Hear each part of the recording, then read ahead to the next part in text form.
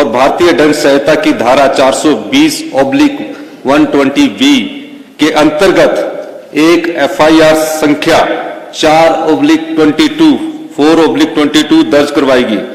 उन्होंने अपनी शिकायत में बताया कि श्री संजीव कुमार ने उन्हें आश्वस्त किया है कि वह 2.5 लाख में आगामी JOA का प्रश्न पत्र उपलब्ध करवाएगा। शिकायतकर्ता ने यह भी बताया कि दलाल संजय संजीव ने उसे विश्वास में लेते हुए बताया है कि उसने समयावी 185 में से 170 अंक प्राप्त कर 185 से 170 अंक प्राप्त कर JOIT 2021 की परीक्षा उत्तीर्ण की है। यह सूचना मिलने पर पुलिस दल ने हिमाचल प्रदेश अधीनस्थ कर्मचारी चयन आयोग हमीरपुर की वरिष्ठ सहायिका श्रीमती उमा आजाद के घर पर छापामारी की,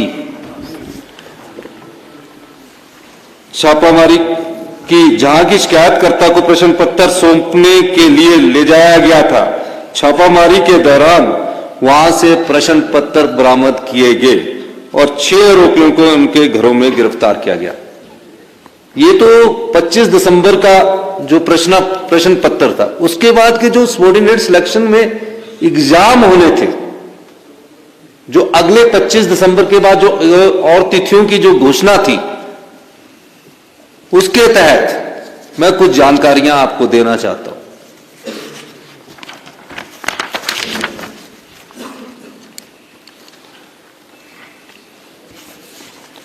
क्योंकि पैसे का आपको पता लग गया है। प्रश्न पत्रों के 3 सेट जूनियर ऑडिटर, इसकी अभी तिथि एग्जाम की घोषित नहीं हुई थी। ये प्रश्न पत्र भी उनके घर से मिला। कंप्यूटर ऑपरेटर, इसका एग्जाम नए साल की 1 जनवरी 2023 को होना था।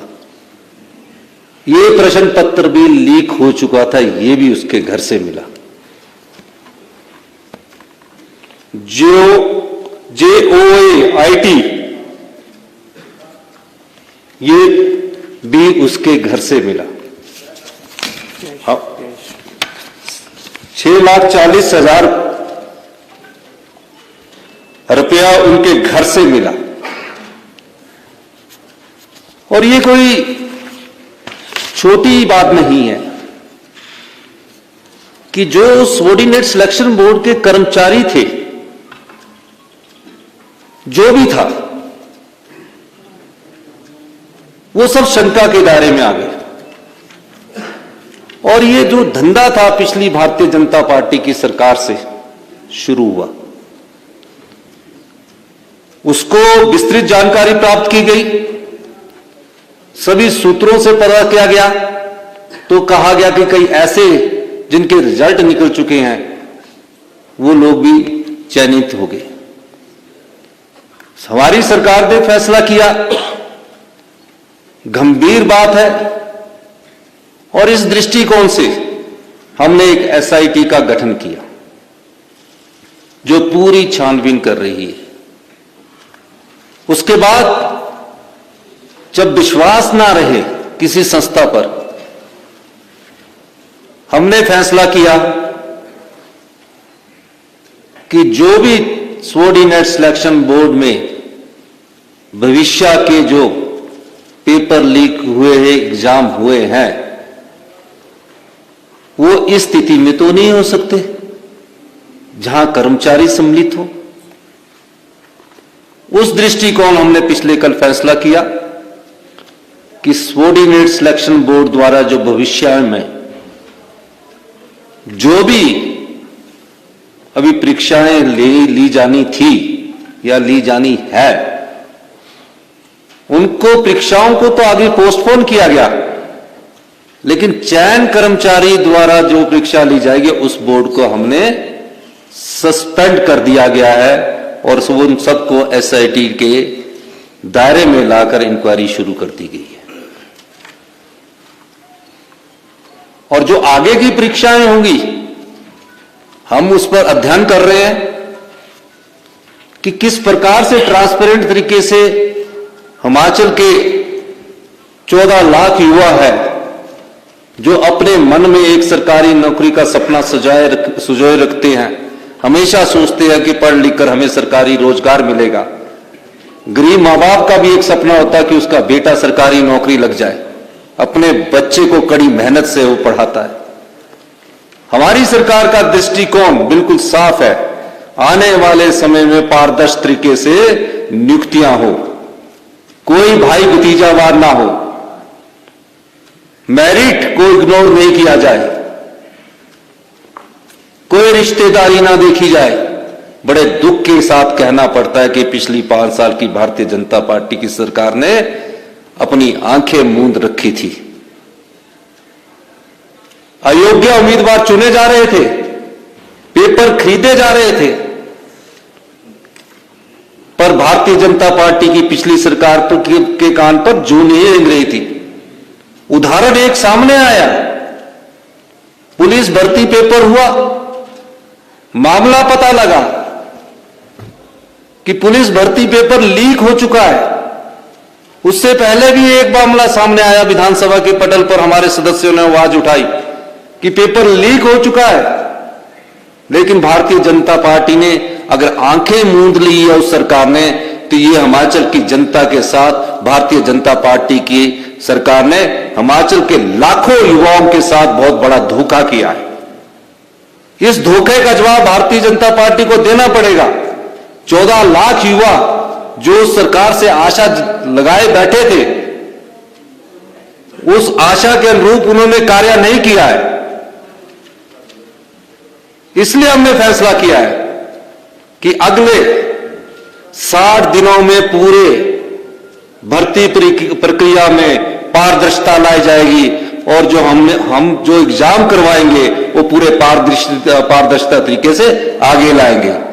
और जो भी पेपर लीक करने वाले सम्मिलित होंगे उनके तहत एक्ट में हम प्रोविजन देख रहे हैं कि कोई स्ट्रिक्ट एक्शन कैसे लिया जा सकता है, उस दृष्टिकोण से भी हम कार्य कर रहे हैं। इसलिए मैं आप लोगों से ये कहने आया हूं कि जो सरकार पिछली थी उस सरकार की भी गलतियां हैं।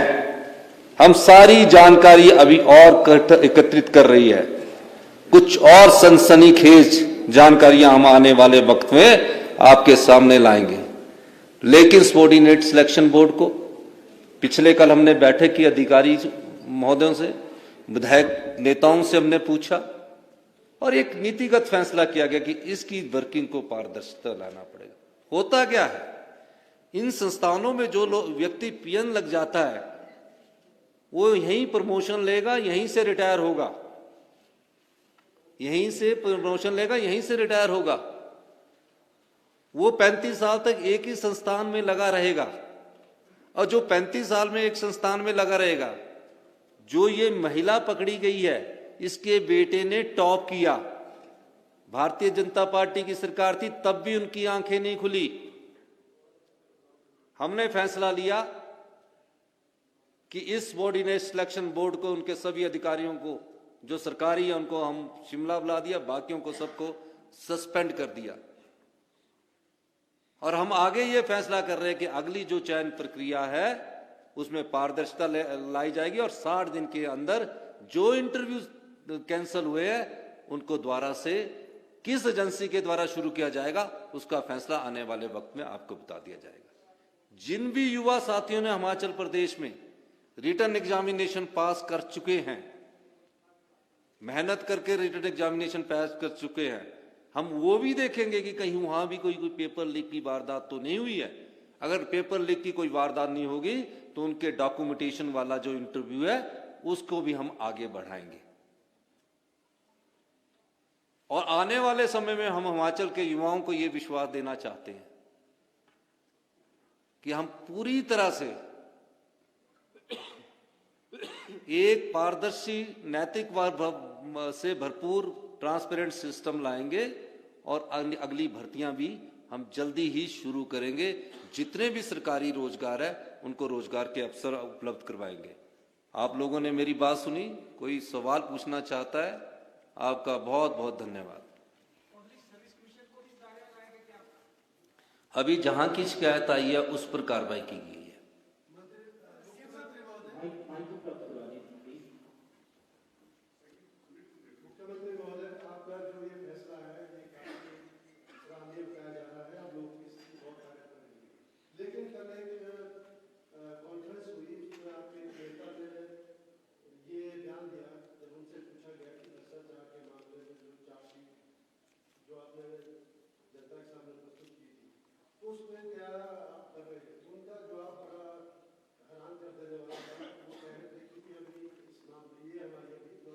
भ्रष्टाचार के जो भी मामले आएंगे, Congress party zero tolerance against corruption है, सब पर कार्रवाई की जाएगी। सर ये जो आपने खास 60 दिन की बात की, थोड़ा सा इसको क्लैरिफाई करते हैं, क्योंकि जो बच्चे एग्जाम दे चुके हैं वो थोड़ा सा परेशान जरूर है कि हमारा रिजल्ट नहीं कर पाएगा। 60 डेज के अंदर आप इसको रिजल्ट आएगा उनका, या फिर 60 डेज लेंगे पूरी जांच की? जो बच्चे एग्जाम दे चुके हैं उनका परीक्षा परिणाम तो डॉक्यूमेंटेशंस पर है। किस प्रकार संस्था सबऑर्डिनेट सिलेक्शन बोर्ड लेगा, किस तरीके से लेगा, या पब्लिक सर्विस कमीशन लेगा, वो मॉडलिटीज तय की जा रही है। मेरा यह मानना है कि 25-30 दिन में हम सारी मॉडलिटीज तय कर